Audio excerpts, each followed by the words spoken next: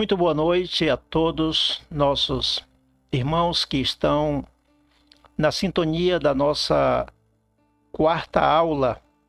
A paz do Senhor Jesus seja com todos vós. Continuando aqui o curso Mediador de Conflitos. Queridos, é tanto assunto para a gente tratar e o tempo é pouco. Eu gostaria de ter mais tempo para explicar e explicar com detalhes os assuntos que estão sendo abordados neste curso. Mas cremos que vocês estudarão em casa o material de apoio, que com certeza será de muita ajuda para o seu ministério. Pois bem, nós vamos continuar. Vamos continuar aqui.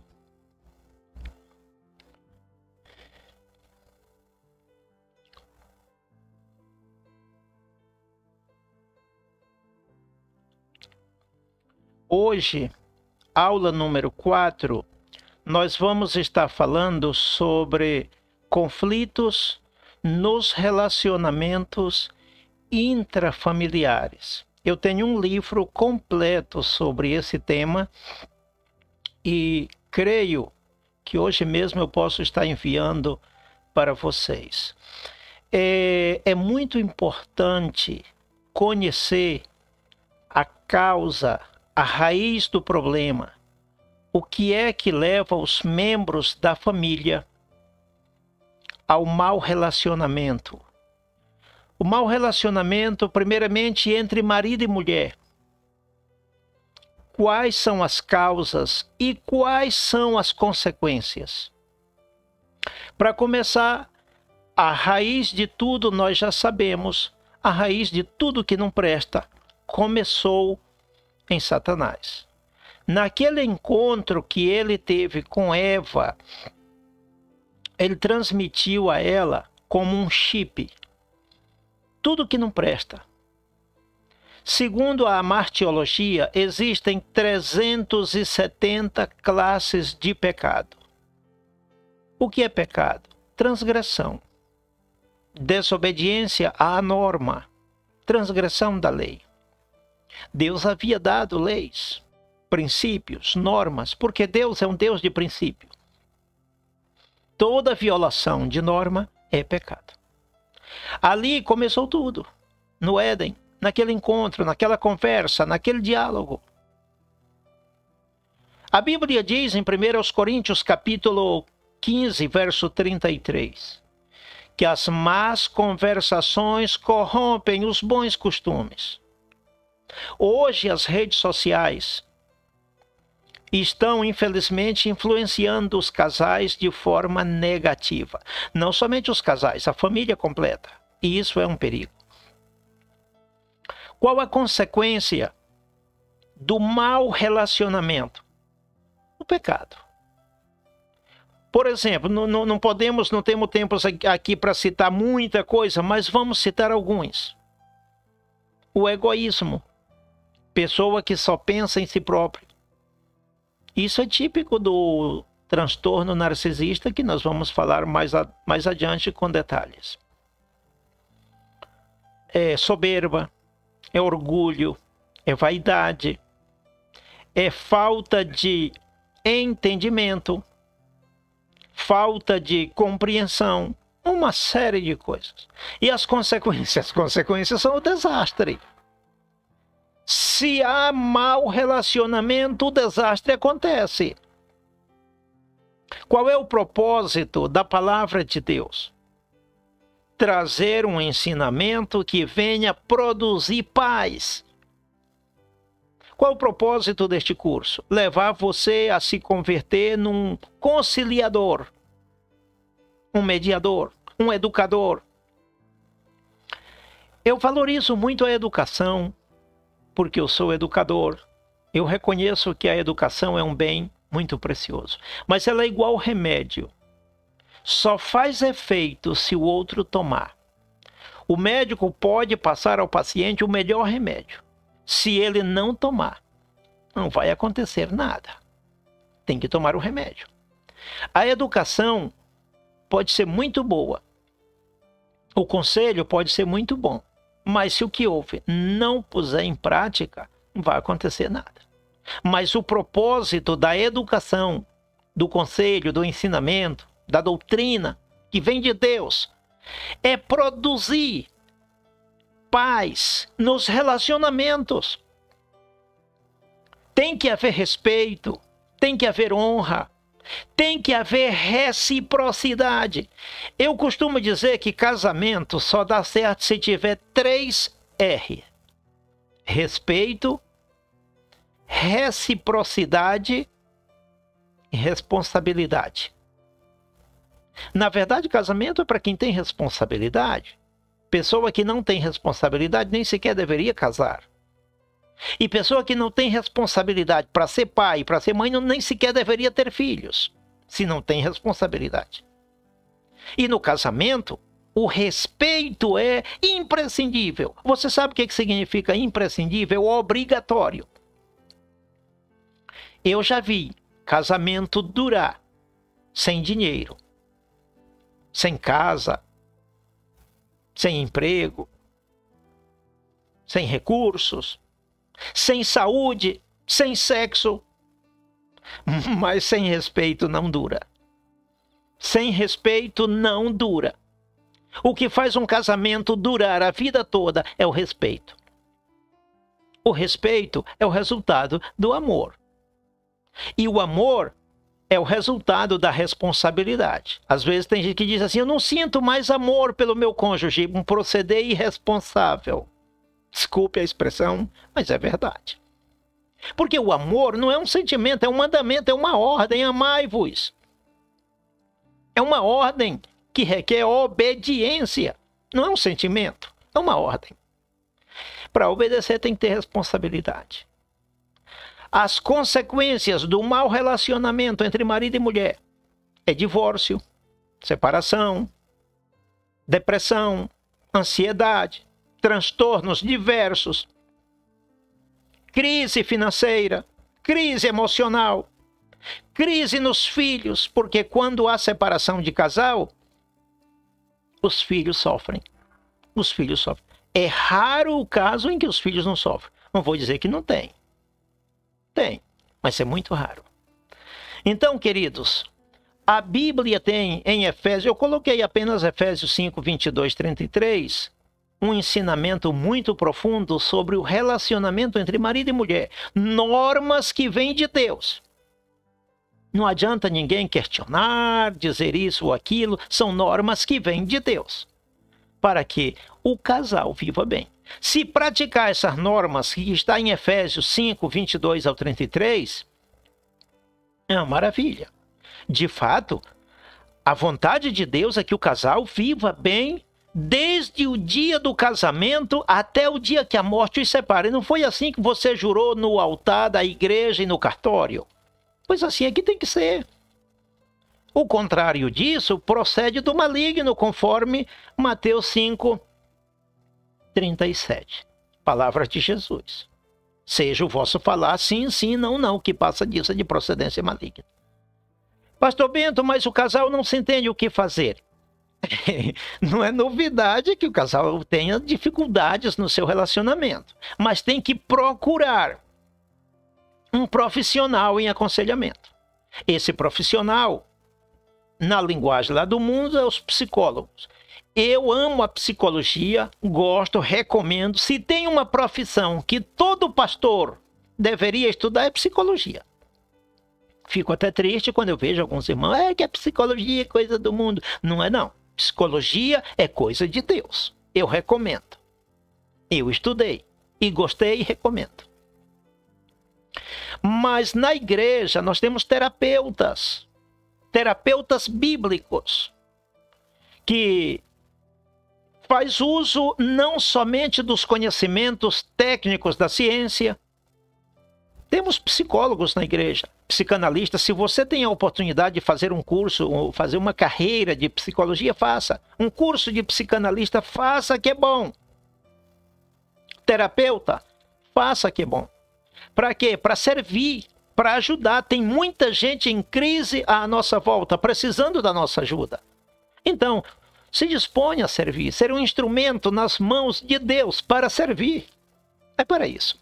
A igreja tem que ter gente preparada para isso, para servir. Por meio do aconselhamento e por meio da mediação, que é a função do mediador. Pois bem, nós encontramos vários exemplos na Bíblia, como o exemplo de Adão e Eva. Vocês, pastor Bento, mas Adão e Eva brigavam demais. Ou você crê que depois da queda, Adão e Eva viviam de maravilha? Isso era briga e mais briga o tempo todo. Culpa tua, Eva. Não, culpa tua, Adão. Eva, mas foi tu que deu ouvido à voz da serpente. E eles dizem, mas era culpa tua que foi passear com as outras e me deixou sozinha em casa. Tu foi vagabundo, Adão. Tu andava com as outras, passeando com as outras na praça e deixou... Não, irmão, Adão não estava passeando com as outras, não. Adão tinha um emprego, ele estava trabalhando.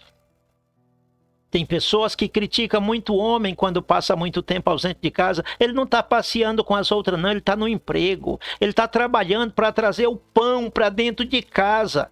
Pastor Bento, Adão tinha emprego? Tinha. Está lá em Gênesis 2,15, diz que ele tinha um emprego. Ele estava no emprego quando Eva deu ouvido à voz de Satanás. Que isso fique claro. E que você ensine isso nos seus ensinamentos, na igreja e nos grupos de casais e etc. Adão não estava passeando com as outras, estava no emprego. E também temos o caso de Sansão e Dalila, outro relacionamento conturbado. Sansão amava Dalila como você não tem ideia. Ele era aquele tipo de homem apaixonado.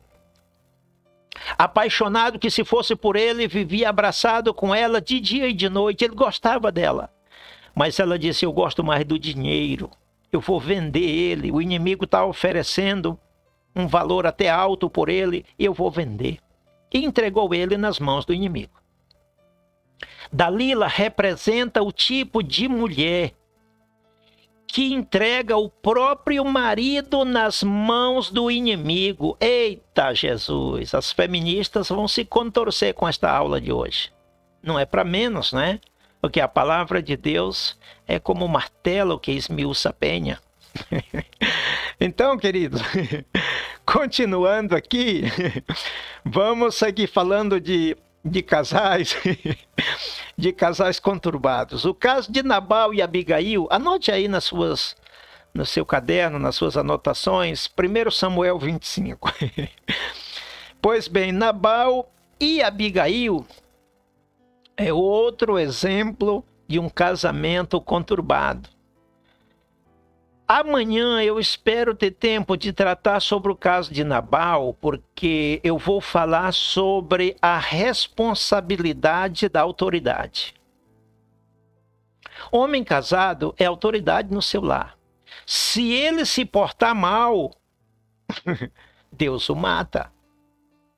Deus não tolera que alguém se levante contra a autoridade, mas também não tolera que a autoridade seja irresponsável. E Nabal foi um irresponsável. Eu vou falar isso amanhã, deixa para outro dia. Davi e Mical, outro casamento conturbado. Mas eu vou deixar para explicar isso amanhã. Meus irmãos, a aula de amanhã está mais recheada de assuntos e de referência que a de hoje. Eu fico nervoso com tantos assuntos para a gente tratar e o tempo é pouco. Mas eu vou deixar para falar sobre Davi e Mical amanhã. E o caso de Assuero e Vasti. A Bíblia tem pouca informação sobre o casal. Mas, irmãos, através de um estudo histórico e exegético, a gente descobre coisas que não estão na Bíblia. O relacionamento entre Assuero e Vasti era conturbado. Ela era aquele tipo de mulher que ela dizia, eu faço o que eu quero, do jeito que eu quero, e não tenho a quem prestar contas. Terminou cedendo seu lugar para outra, para Esther. Continuamos aqui. A mulher de Cantares 5. Essa aqui eu não vou deixar passar, não. Isso aqui eu não vou deixar passar. A mulher de Cantares 5, depois você lê na sua Bíblia, Cantares de Salomão, capítulo 5. Eu vou parafrasear a história.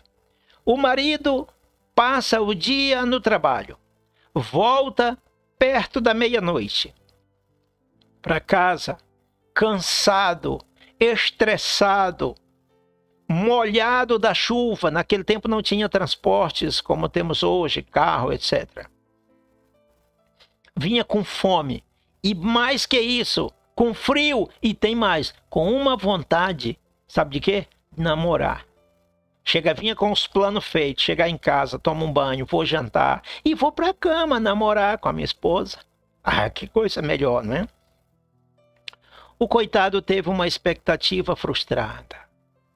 Quando ele chegou em casa, que bateu na porta, isso está na Bíblia, Cantares de Salomão, capítulo 5. Que bateu na porta, amada minha, querida minha, amor da minha vida, minha preciosa, minha cheirosa, minha lindona, minha gostosona, vem abrir a porta para mim. E ela respondeu, vou não, já estou deitada, já lavei meus pés. Como, pois, ensujaria outra vez? Só faltou foi dizer, vamos trazer para a linguagem de hoje. Só faltou foi dizer assim, é para você aprender a da próxima vez chegar mais cedo do trabalho. Ou levar a chave, a cópia da chave. Claro, ela não disse assim, né? Mas parafraseando na linguagem de hoje.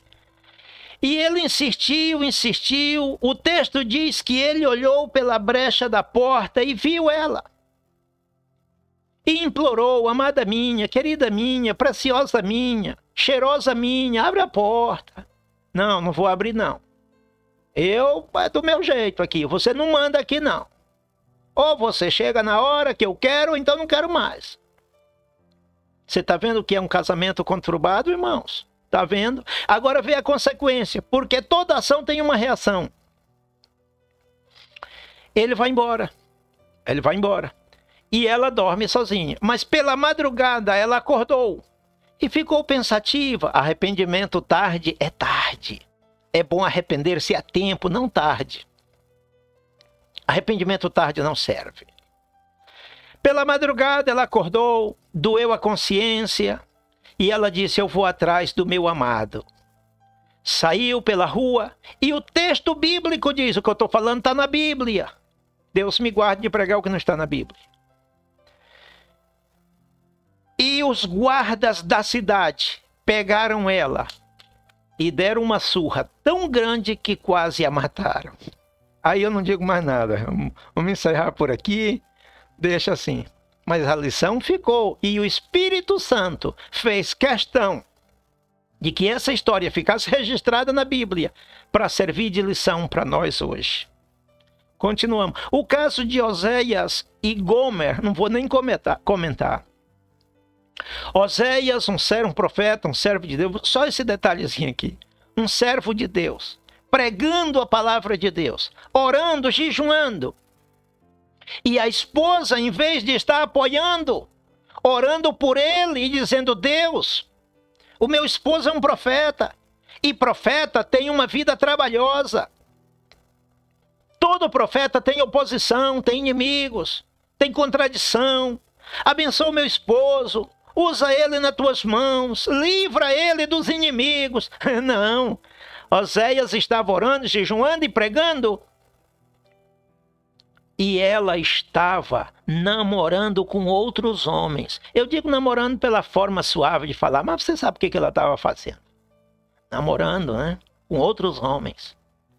Quantos casais o marido é um servo de Deus, dedicado nas coisas de Deus, enquanto a esposa está namorando com outros homens. Eita tragédia.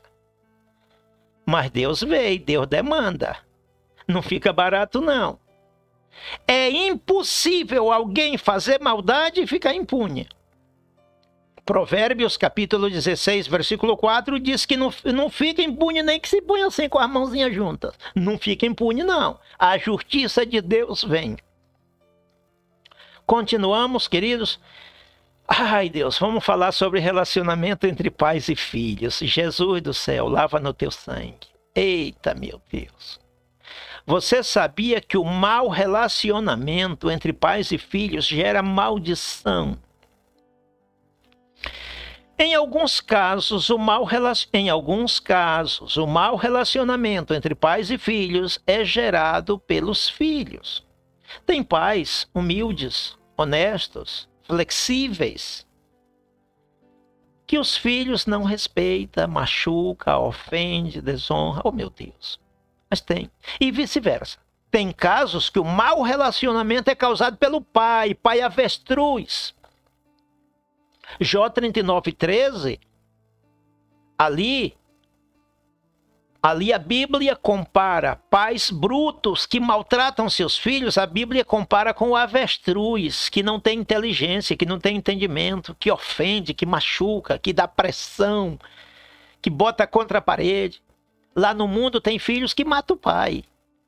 Aí quem não entende do assunto e está assistindo a televisão diz: ai, que filho meu, que filho ingrato. Você não sabe o que o pai fez para tirar a paciência do filho, torturar a ponto do filho fazer o indevido. Tem pai cruel, tem pai avestruz, tem pai que oprime psicologicamente. Se o filho for sábio, ó, perna para que te quero. Aí se aplica o que Deus disse para Abraão: sai-te da tua terra, sai-te do meio da tua parentela, meu filho. Sai, não dá certo, tem briga, tem encrenca. Pai avestruz, que machuca os filhos, que oprime, com palavras, com ofensa, com maldições. Foge, meu filho. Foge, que Deus tem um propósito. Eu estava meditando outro dia. Eu conheço a história de vários personagens. Vou mencionar 2 deles aqui. Só 2. Hidecaso Takayama e Eliseu Rodrigues. O pastor Eliseu Rodrigues é um pastor bem jovem. Eu admiro ele porque é realmente um homem de Deus. Um homem de Deus. Jovem, mas é um mestre nas escrituras. Tem meu respeito. Eu poderia citar outros nomes, mas são muitos. Pessoas temente a Deus desde jovem, desde criança. Quem conhece o testemunho do pastor Hidecaso Takayama e do pastor Eliseu Rodrigues? Desde criança, dedicado nas coisas de Deus, mas com pais opressores. Eu conheço uma infinidade de nomes, dá vontade de citar vários nomes aqui, mas não vou citar. Poderia citar a pastora Joyce Meyer, poderia citar a pastora Tânia Teresa. Pois bem, pais agressivos e o filho ou a filha dedicado nas coisas de Deus, aplicado. Eu conheço muitos outros exemplos. E tem caso contrário, de pais tementes a Deus, que realmente serve a Deus, não machuca os filhos são rebeldes. Na Bíblia nós temos, vou citar 2 exemplos. Olha o caso de Ezequias, que era um homem temente a Deus, adorador de Deus, um homem de oração. Tinha suas falhas, lógico, tinha, eu também tenho as minhas, você também tem as suas. Ezequias tinha suas falhas, mas que era um homem temente a Deus, era um homem de oração, um adorador. Depois daquela cura, depois de ter sido curado, ele gerou um filho chamado Manassés. Manassés foi o pior dos piores, meus irmãos. Um pai honesto, um filho desonesto, um filho bruto, um filho terrível. Segundo a tradição, não está na Bíblia, mas segundo a tradição, foi Manassés que mandou matar o profeta Isaías, amigo do seu pai, cerrado pelo meio como um tronco de madeira. Pois bem, queridos, vou citar outro exemplo. Samuel, um caso oposto. Samuel, um homem temente a Deus, sacerdote, juiz e profeta, mas os seus filhos não seguiram seu exemplo. E ninguém pode dizer que Samuel não educou seus filhos da maneira correta. Sim, educou. Mas os filhos, uma vez adultos, eles fazem suas escolhas. E tem filho que escolhe se rebelar contra o pai. Só que eu vou dizer uma coisa para vocês. Esse negócio de se rebelar contra o pai, e o pai sendo honesto, sendo servo de Deus, vem uma maldição tão grande sobre a vida do cidadão, que o cidadão, nem se ele tivesse um pouquinho de juízo, ele não se rebelaria contra o pai. Abra sua Bíblia em Deuteronômio capítulo 27, versículo 16. Olha só o que diz aqui. Maldito aquele que desprezar a seu pai ou a sua mãe. E todo o povo dirá amém. Maldito aquele, está na Bíblia, não é eu que estou dizendo, está na Bíblia. Aquele que desprezar o seu pai ou a sua mãe. Vamos comigo, você vê, é uma coisa terrível. O mau relacionamento entre pais e filhos é um desastre. Vamos comigo para Provérbios, capítulo 19, 13. Leia comigo. Grande miséria é para o pai o filho insensato. O restante do versículo fala sobre o relacionamento entre marido e mulher. Já deixamos para trás esse ponto, mas eu vou ler o versículo completo. E um gotejar contínuo, as contenções da mulher. Contenções quer dizer brigas, intrigas, desacordos. Contenções quer dizer conflitos, contendas. Voltando ao início do versículo, grande miséria é para o pai o filho insensato.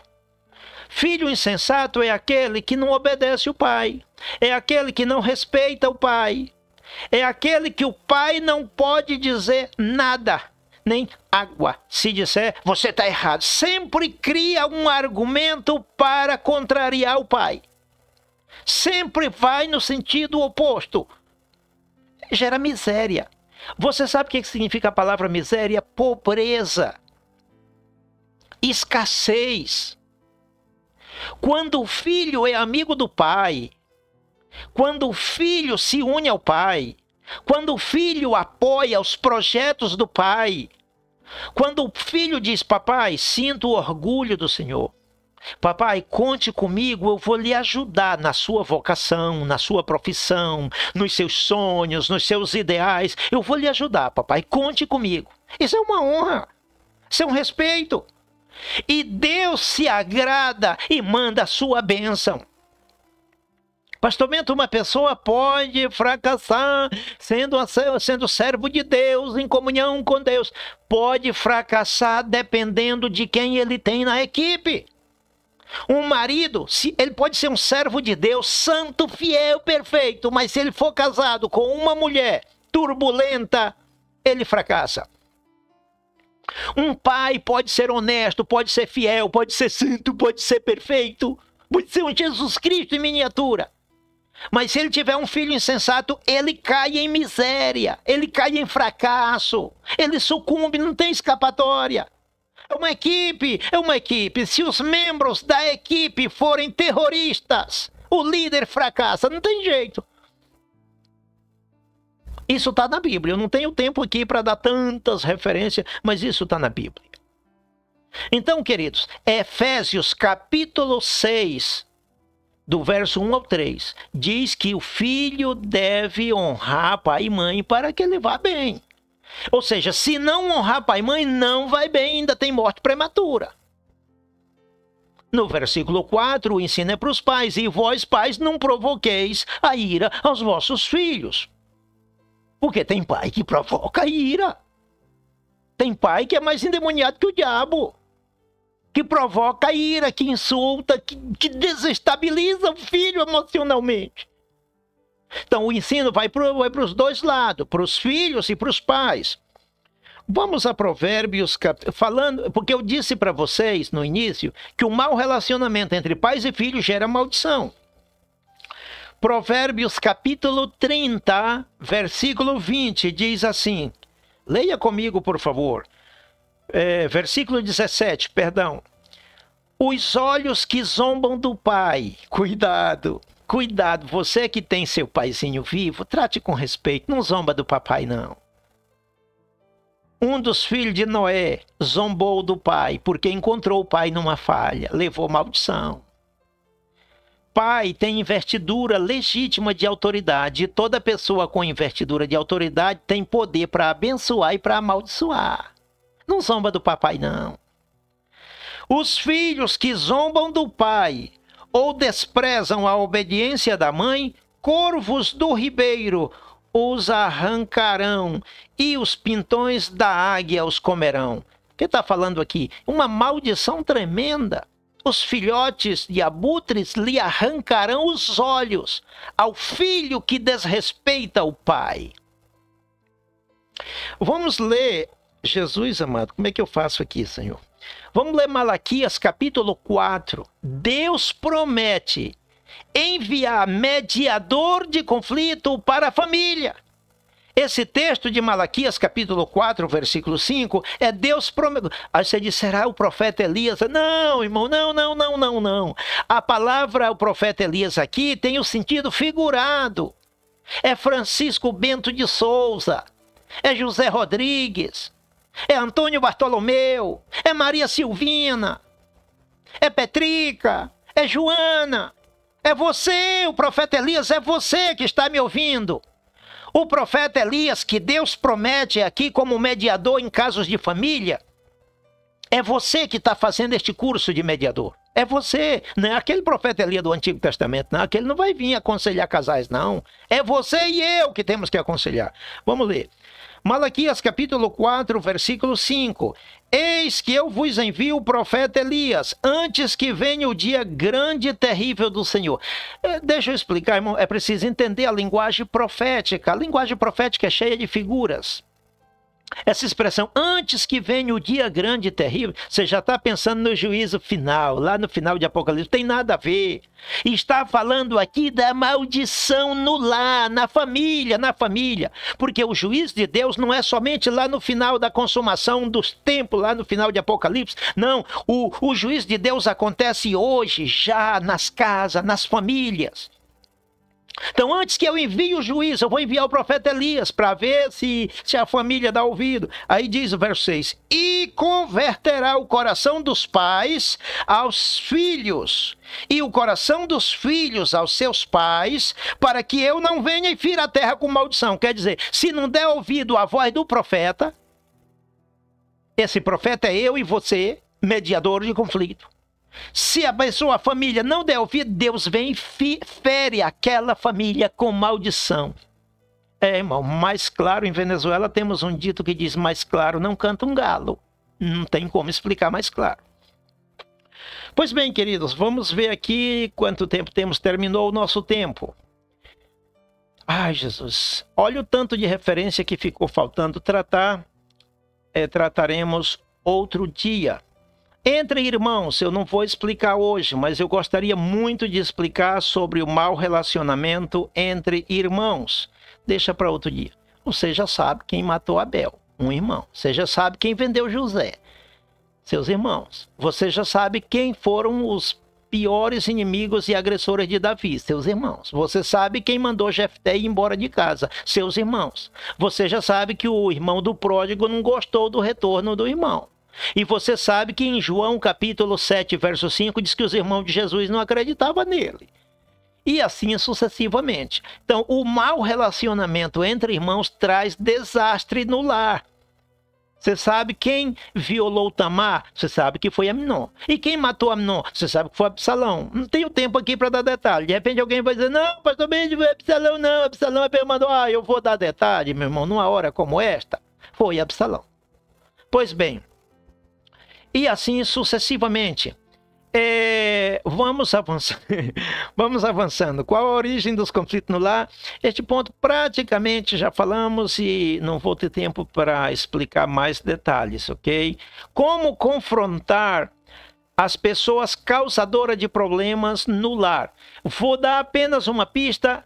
Mateus capítulo 18, leia Mateus 18, do 15 ao 18. Ali está ensinando claramente como tratar a situação. Marido e mulher em conflito, pais e filhos em conflito, irmão em conflito. Lê Mateus 16, 18, que lá está a instrução como fazer, como proceder numa situação dessa. Que mais? O que pode acontecer se os conflitos no lar não forem solucionados? Desastre. Desastre, com certeza.